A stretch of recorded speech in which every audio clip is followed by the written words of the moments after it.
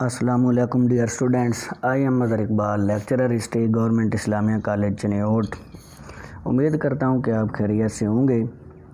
آج کا جو ہمارا لیکچر ہے ہمارے سیکنڈ ایئر کے جو طالب علم ہیں سوکس کے ان کے لیے ہے، اور آج ہمارا ٹاپک ہے 2 قومی نظریہ اور نظریہ پاکستان پر اعتراضات اور ان کا جائزہ۔ تو آئے ان شارٹ ہم نظریہ پاکستان پر ایک نظر ڈال لیتے ہیں۔ جس طرح 2 قومی نظریہ متحدہ قومیت کی نفی تھی، اسی طرح نظریہ پاکستان متحدہ ہندوستان کی نفی تھی۔ 2 قومی نظریہ اس لیے منظر عام پر آیا کہ ہندوستان میں بسنے والوں کو شدید قسم کے مذہبی اختلافات کے باوجود ایک قوم بنانے پر زور لگایا گیا۔ مسلمانوں نے اسے قبول کرنے سے انکار کر دیا اور اپنی الگ حیثیت کو انگریزوں اور ہندوؤں سے منوایا۔ انہی خطوط پر نظریہ پاکستان اس چیز کا رد عمل تھا کہ مسلمانوں کو علیحدہ قوم مان کر بھی ان کے حقوق کو غصب کرنے کی کوشش کی گئی اور انہیں متحدہ ہندوستان میں ہندو اکثریت کے رحم و کرم پر رہنے پر مجبور کیا گیا۔ البتہ انہیں وعدوں سے رام کرنے کی کوشش کی گئی۔ ان وعدوں کے فریب کو قائداعظم محمد علی جناح کی دوربین نظر بھانپ گئی۔ انہوں نے جب ان وعدوں کو عملی طور پر ثابت کرنے کو کہا تو انگریزوں اور ہندوؤں کی طرف سے ایسی کوئی یقین دہانی نہ کرائی گئی۔ نتیجتاً مسلمانوں نے ایسے متحدہ ہندوستان کو ماننے سے انکار کر دیا جہاں انہیں شودر بن کے رہنا تھا۔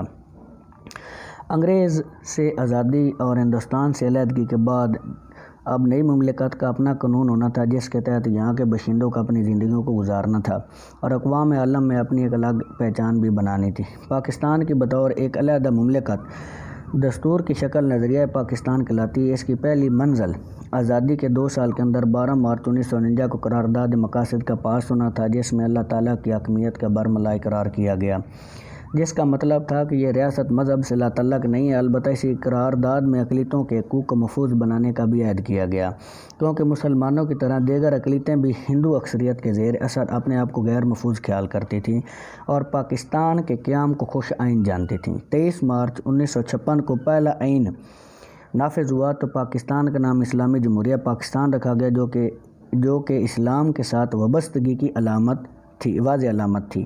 اس آئین میں اسلامی دفعات کو اہتمام کے ساتھ شامل کیا گیا۔ اسلامی اصولوں پر قانون سازی کا یہ عمل جاری رہا۔ 14 اگست 1973 کو پاکستان میں وہ دستور نافذ ہوا جس پر اس وقت کی تمام سیاسی جماعتوں کا اتفاق ہوا۔ اس میں اسلام کو پاکستان کا سرکاری مذہب قرار دیا گیا۔ اسمبلیوں کے ذریعے اسلامی اصول کا نفاذ دستوری اسلام کہلاتا ہے، لیکن کچھ طبقے قانون میں نظریے کی شمولیت کے خلاف تھے۔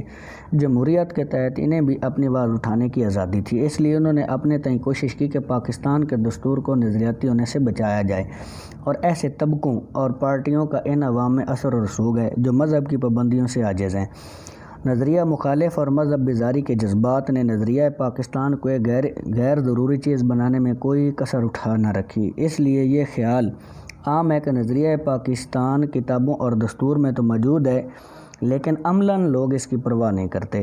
لیکن یہ حقیقت بھی اپنی جگہ قائم ہے کہ نظریہ پاکستان کو جس اسمبلی نے دستور کا حصہ بنایا وہ عوام کی منتخب کردہ تھی۔ اس اختلاف کی وجہ نظریہ پاکستان کو ہر پاکستانی کے دل کا دستور بننے کا سفر ابھی جاری ہے اور اس کی مخالفت بھی جاری ہے۔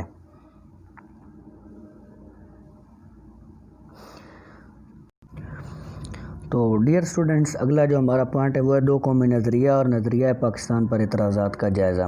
پہلا اعتراض یہ کیا جاتا ہے، 2 قومی نظریہ پر ایک اعتراض یہ بھی کیا جاتا ہے کہ ایک طرف یہ انگریز کی تقسیم کرو اور حکومت کرو کی پالیسی کا نتیجہ ہے۔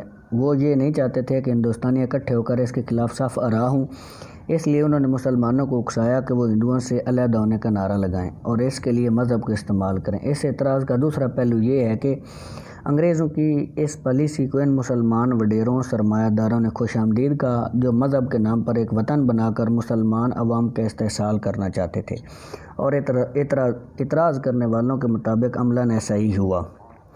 اب اس کا جو جواب ہے یہ درست ہے کہ انگریزوں کا فائدہ اسی میں تھا کہ یہاں کے لوگ آپس میں لڑتے رہیں اور ان پر وہ حکومت کرتے رہیں، لیکن ہندوستان کی مسلم تقسیم انگریز نے پیدا نہیں کی، یہ تقسیم پہلے سے موجود تھی، انگریز نے اس سے فائدہ اٹھایا۔ دوسری بات یہ کہ اس تقسیم کو گہرا کرنے میں سب سے پہلے ہندوؤں نے کردار ادا کیا انہوں نے گنپتی کے جلوس نکال کر مسلمانوں کو غیر ملکی قرار دیا اور یہ کہا کہ وہ ہندو بن جائیں یا یہاں سے نکل جائیں۔ جہاں تک تعلق ہے وڈیروں اور سرمایہ داروں کا، تو یہ درست ہے کہ وہ نئے ملک کے ساتھ ان کے مفادات وابستہ تھے اور انہوں نے اس سے فائدہ بھی اٹھایا، لیکن پاکستانی عوام کی حمایت کے بغیر نہیں بنا۔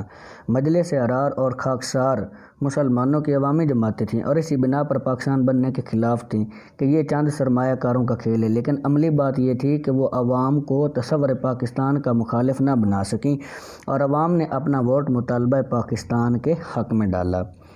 ایک اعتراض یہ بھی کیا جاتا ہے نظریہ پاکستان پر، ایک عام اعتراض یہ بھی کیا جاتا ہے کہ پاکستان کے مسلمانوں کے حقوق کے تحفظ کے لیے، کہ پاکستان مسلمانوں کے حقوق کے تحفظ کے لیے بنا تھا، نہ کہ اسلام کے نفاذ کے لیے۔ نظریہ پاکستان کی اصطلاح 1970 سے بعد کی ایجاد ہے اور اس سے پہلے لوگ نظریہ پاکستان سے بالکل ناواقف تھے۔ اب اس کا جائزہ جو ہے وہ ایک طرح سے یہ بھی کہا جاتا ہے، جب اس کا بات کا جائزہ لیا جائے، یہ درست ہے کہ نظریہ پاکستان کی اصطلاح بعد میں وضع کی گئی، لیکن تصور پہلے سے موجود تھا۔ اس کا سب سے بڑا ثبوت قرارداد مقاصد ہے، جو آزادی کے صرف 2 سال کے اندر پاس ہوئی، جب بانیان پاکستان کی اکثریت حیات تھی۔ قرارداد مقاصد نظریہ پاکستان کا نام ہے۔ اس قرارداد میں اللہ تعالیٰ کی حقانیت کا اقرار اسلام کے نفاذ کی طرف پہلا قدم تھا۔ قرارداد مقاصد کی مخالفت بھی کی گئی، لیکن کامیاب نہ ہو سکی۔ یہ مخالفت آج بھی جاری ہے اور تاریخ کے ریکارڈ پر موجود ہے کہ یہ مسئلہ نیا نہیں، بلکہ پاکستان بننے کے ساتھ ہی شروع ہو گیا تھا۔ اس لیے یہ کہنا کہ یہ نیا مسئلہ ہے تو اس میں نئے والی کوئی بات نہیں ہے۔